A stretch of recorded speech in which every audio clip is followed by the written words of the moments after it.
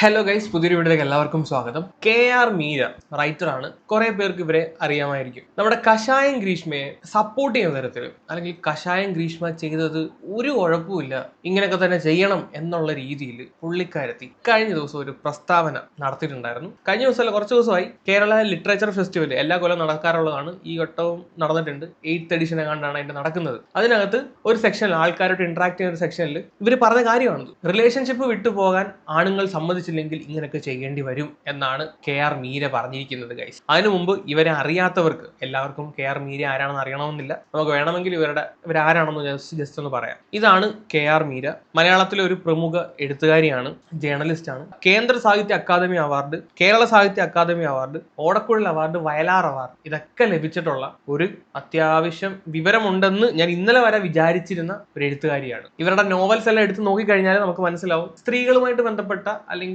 ഒരു ഫെമിനിസ്റ്റ് ചിന്താഗതിയോടുകൂടിയുള്ള എഴുതുന്ന തരത്തിലുള്ള നോവൽസ് ആണ് ഇവർ എഴുതാറുള്ളത്, ഇവരുടെ വർക്കുകളല്ല. എന്ന് കരുതി കഷായം ഗ്രീഷ്മയെ പോലുള്ള ഒരു പിശാചിനെ സപ്പോർട്ട് ചെയ്യുന്ന തരത്തിൽ നിങ്ങൾ ഇങ്ങനത്തെ ഒരു പ്രസ്താവന പറയേണ്ട യാതൊരു ആവശ്യമില്ലായിരുന്നു.